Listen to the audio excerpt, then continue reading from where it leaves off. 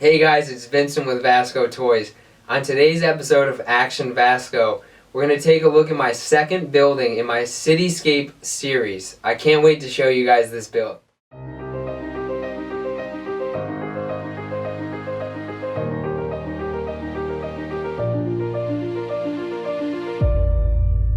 VASCO Toys.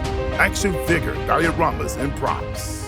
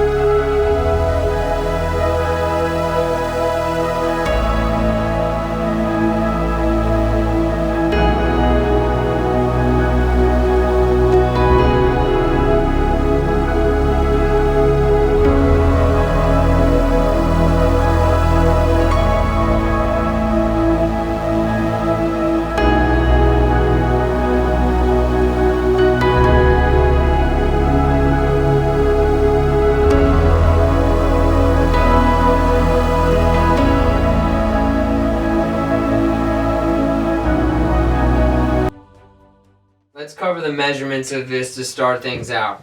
So this diorama is 24 inches tall, it is 18 inches across, and it is 10 inches deep.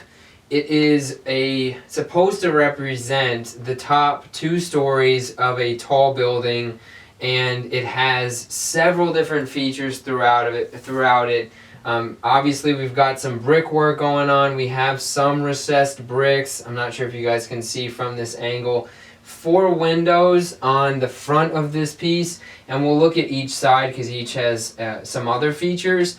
But altogether, this diorama is magnetized. You've got the front piece, you have 2 side walls, and then you have the roof piece. So we'll go ahead and take a look at some of the specifics here.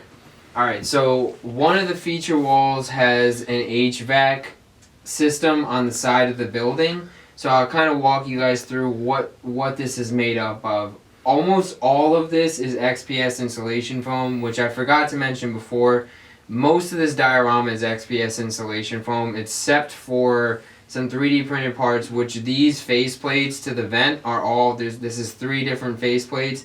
And then in the previous view, we saw some windows. Those are PLA 3D printed parts, and then we had vellum paper and we had some plexiglass. But for this piece in particular, basically what I did was I took my Proxxon and I cut the main piece, and then I took the Proxxon and cut some very small pieces, just measured them out and made these sort of like ridges along the diorama, made a curved piece that kind of indented into the building. And then I kind of just glued everything together with hot wire foam factory styro glue. And then for these pieces here, again, I used that same glue. I just glued all 3 of them on. Then what I did was I went ahead and black washed the whole thing separately. This was painted before I attached it to the piece, which is something that can help you reduce like paint bleeding. And then once I had that black washed, I just took a metallic silver and I dry brushed quite a bit on the piece to give it kind of like a stainless steel kind of a feel to it. So from this angle, I want to show you guys a couple of different things. The first thing I want to talk about is the fact that you can see this diorama is hollow. It doesn't have a back wall on it. And the reason for that is I wanted to be able to have the customer put a light source in here so he could backlight the windows. So that is something that he can do without any issue. And then there's some features here I want to talk about. So sometimes on some buildings, and I'm not exactly sure the reasoning why, you'll see what would be where a window would have been, or just an indented part in the bricks that kind of looks like a window. And so I wanted to try that out because I haven't done that before in any of my dioramas. So I did that here. These are the same size as the windows on the front. I used the same window frame to kind of cut out those pieces and then just pushed those in after the brickwork was done and glued them with that same styro glue by Hot Wire Foam Factory that I was telling you guys about. So that's what I did there. For these little windowsill or ridges under the windows, I did the same thing I talked about earlier. Used the Proxxon to cut those to size, painted them separately, put them on, and then just had them there ready to go. With the brickwork for this, what I do on my brickwork is I'll start out with a black wash.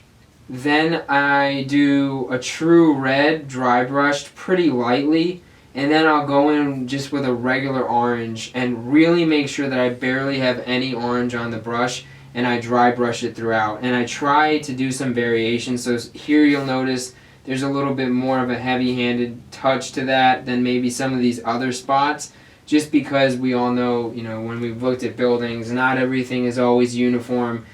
There's some bricks that have some different color tones to them, so I wanted to capture that in this piece. Okay, so this is just going to be really quick. I just wanted to give an opportunity to show you guys the backlit capability on these walls. These 3D printed window frames, the reason that I designed them the way that I did is that they're actually as thick as the 1-inch foam, and it's very easy to just insert them into the foam. And then they're actually two pieces, so it's the main piece that you see here, the frame, and then this is a separate piece that gets glued in place, which helps me stabilize the plexiglass and the vellum paper that sit behind. But as I showed you guys, this is a hollow diorama, so you just put the light source behind the diorama, and then because these are backlit capable, it shines through, and you can get some really cool effect, like nighttime light coming from the outside or the inside out kind of photography.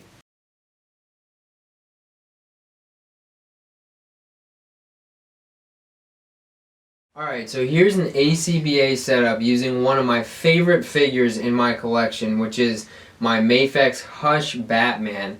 And he's using his grappling hook here to get up on top of the building that we're featuring in this episode. And he's standing on the building that we featured in our last Cityscape series episode, which I'll link to in case you guys missed it. Behind him we have our Red Knight backdrop, which is really setting a nice scene here for Batman, and as he's trying to get up on top of this taller building to get a better vantage point to stop some villains. So we're focusing on Batman with these rooftops, and I've got my next Mafex version of Batman, which is the Dark Knight Returns Batman. And in this picture, we've got him in an ACBA setup just destroying this one ninja with a pretty powerful punch where he's unloaded on this guy.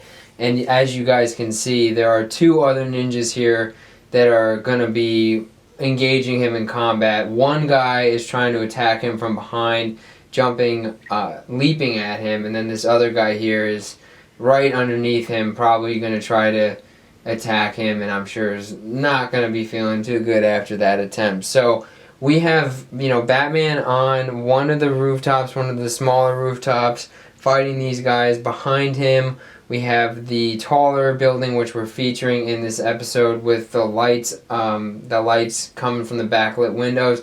And then we have the Red Knight backdrop behind them, which is really setting a nice scene for this nighttime ACBA setup. Thank you guys so much for watching this episode of Action Vasco, where we looked at my second building in my Cityscape series. In case you missed the first part, I'm going to put the link to that video in the description. And now that you guys have seen both of the buildings in this series, I want to know what kinds of shots you would try to take with these dioramas and what figures you would shoot in your ACBA setups using these pieces. If you guys like this video, please go ahead and hit the like button and subscribe to the channel so you can see future videos that we have coming up. We're going to be having more videos like this, VASCO tips videos, tutorials, and maybe even some live streams. Thank you guys so much for watching, and we'll see you in the next episode.